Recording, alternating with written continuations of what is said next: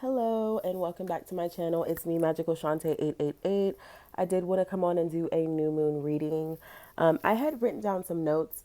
I don't have them with me, but I was doing some research on the new moon for well, technically, I think it's March 31st. On one website, I read that it was April 1st. Somewhere in between those days, you pick and choose what you want. It's probably March 31st, like midnight or something, going into April, something like that. Anyways, from what I read, it is going to be a new moon in Aries, which is great, getting that fire energy. But what I was gathering from what I read was stop sabotaging ourselves.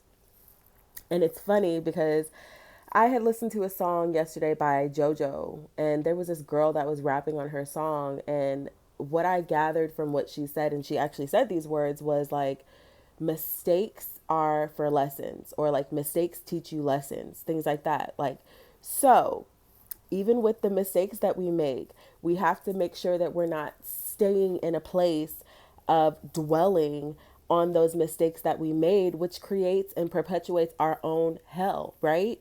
So, yeah, basically, this new moon is going to be in the energy of not sabotaging ourselves. And I have literally been having to unbreak that energy of sabotage. It literally has been in my brain, like in the forefront of my mind, like stop sabotaging yourself, stop selling yourself short, stop thinking that you don't have what it takes to be what it is that you want to be or to do whatever it is that you want to do. You have all of the tools that you need to be great and then some. Okay, so that is my rant. So, again, what I'm saying is that the energy that I feel that this new moon is going to have is going to be releasing like sabotage and stuff like that.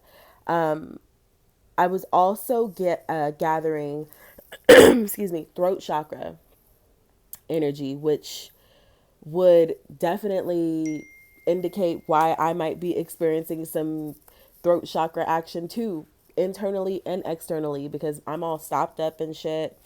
My nose, has been running. I've been doing my natural remedies like taking elderberry syrup or whatever, drinking my chlorophyll water. I just got some stuff that's coming. It's like a lung detox. Yeah, so I want to get into it because I am eager to see what it says the great sky gods have silently been listening or have been silently visiting and monitoring earthlings since the beginning of time, period. So I want to see what the sky gods have to say, you know? Chill, sky daddy. Oh. And this is not going to be a super like in-depth reading just because I have stuff to do and yeah. So I did see a glimpse of the sun. So I'm going to pull 3 tarot cards and then I will do the rest with okay. I will do the rest with the oracles.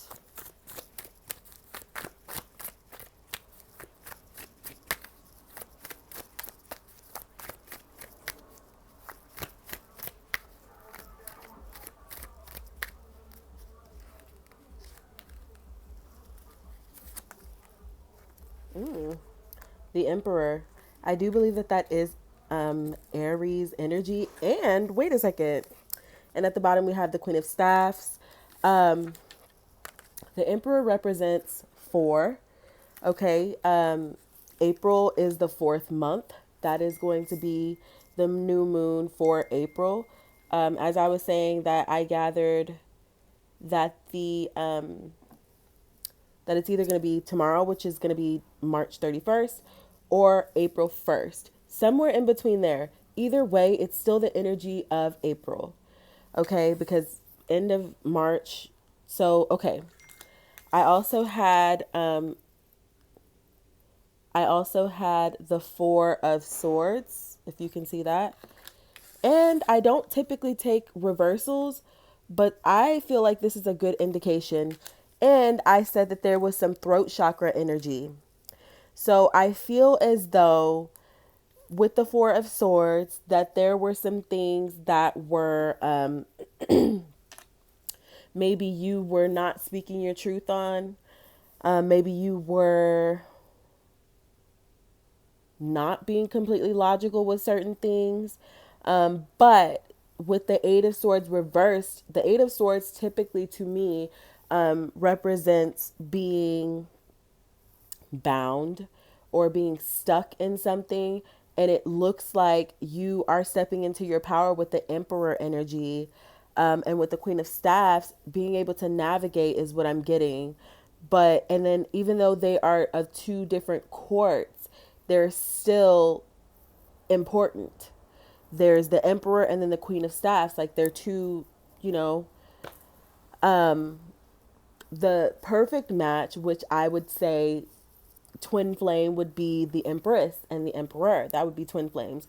Soulmate energy is more like the Queen of Staffs and the Emperor to me.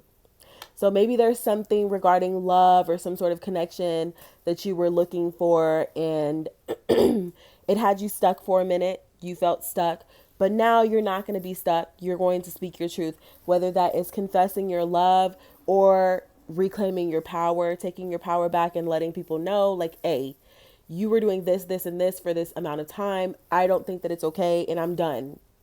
And that is great. That's wonderful. Step into your power and speak your truth. I'm always going to tell you to speak your truth. Period. Okay?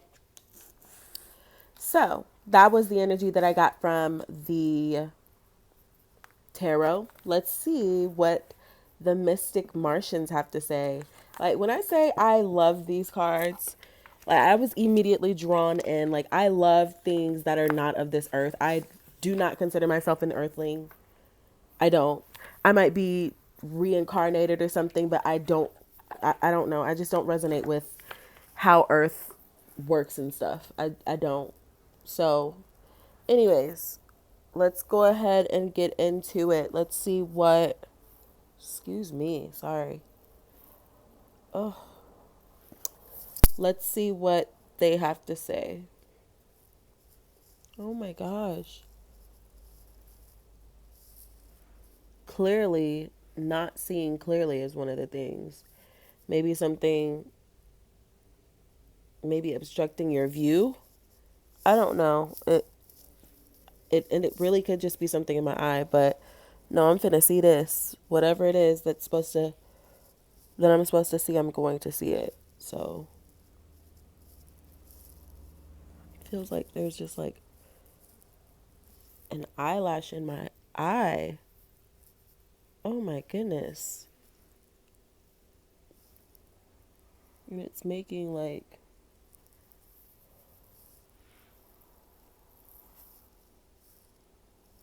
what is that? All right. That's better. I'm still going to see. So let's go ahead and see what messages the Mystic Martians have for us. Please give me 3 cards. Please give me 3 cards. All right, so right off the bat, even though I didn't pull these cards yet, we have the Venus, Venasians from Venus. Romance, soulmates, and empathy. And then we have the Merkaba, movement, long distance, travel, excitement. Yeah.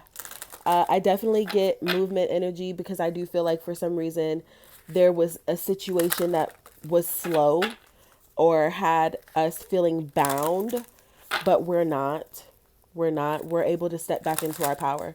So what I'm going to do is I'm going to clarify each of these cards. The Four of Swords, the Eight of Swords reversed, and the Emperor, and even the Queen of Staffs. All right. So please give me a clarification card for the Four of Swords. Please give me a clarification card for the Four of Swords. please give me a clarification card, period. Okay, so the Syrians B. It says responsibilities, lessons, and growing up. Okay, so with the Four of Swords, I feel as though there was a situation, whether it was love or lust or whatever, there was a situation that came out of it and you were having to learn lessons. This also goes along with not sabotaging ourselves. Didn't I say like learning those lessons, but not sabotaging ourselves, not dwelling? And even with, ooh, these cards, I love how they feel, like the texture of them. Anyways, you see how this Syrian is walking through water. There's a dolphin back there. There's it looks like a mermaid. But I'm feeling like the water, like walking through the water, instead of drowning. Like, I don't know, just going with the flow. Just going with the flow is what I'm getting. And I also said that the Four of Swords also resonates with, like, to me, like feminine energy. And it can be kind of difficult sometimes for us, as women and even as men. Well, I can't speak for men, but it can be difficult for people to dwell in the feminine energy because sometimes the feminine energy, people think of it as like, oh, I'm so helpless. I need help. Please help me. Like, and sometimes it can be that way, and sometimes you got to put on a little bit, but for the most part, like, it's go-getter energy. All right, Spirit, please clarify the Eight of Swords reversed. Please clarify the Eight of Swords reversed. And even with this particular deck also, from what I was reading in the book, they do reversals. Like, it gives an explanation of what the reversal meaning is. So I thought that that was interesting as well. And it's definitely something that I will consider with this deck. I don't consider it with every deck. You know, with especially with my oracles, I don't always take reversals. All right, please give me it. Okay, got it. All right, so we have 26. How funny. 26 breaks down to 8. Okay, 26 breaks down to 8. 8 of Swords is being bound. Being bound can be related to sabotage. Okay, creating things, creating illusions within yourself based off of a thought or an idea that you feel like you cannot articulate or that you cannot carry out. However, with this one being upright and it's within an eye within an eye, okay? I don't know why I just heard eye for eye. Don't be that way. Do your best to be high vibrational as much as you can. All right, but this card, it says alchemy, the philosopher's stone, infinite destiny, magic. And how funny is it that it's this card for the Eight of Swords, like reversed, and it's still 8. And I'm feeling like this is heart energy because I see green. So something within our heart space that we're needing to let go of so that way we stop sabotaging. So that heartbreak that you had when you were 19 and, you know, you just never really got over it. You never really healed. Well, let that shit go so that way you can really tap into your infinite magic for sure. Spirit, please clarify the Emperor. Spirit, please clarify the Emperor. Thank you.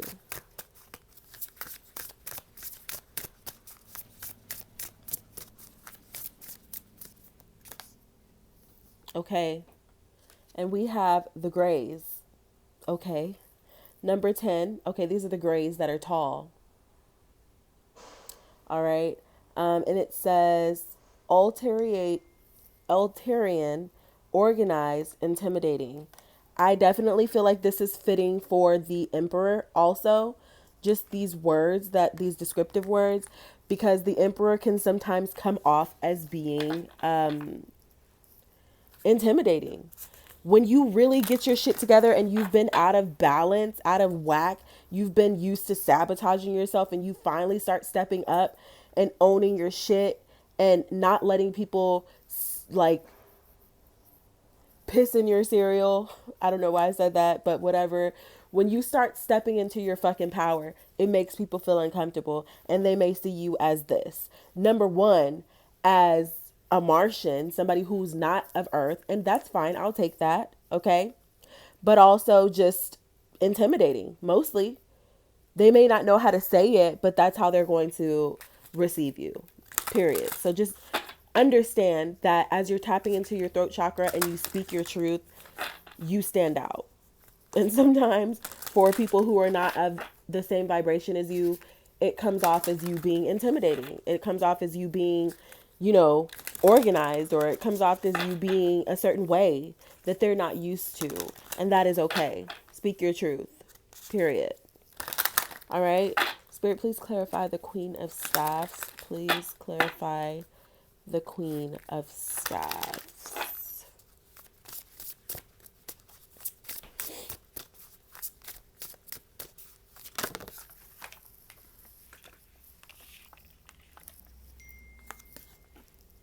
And we have the Andromedans.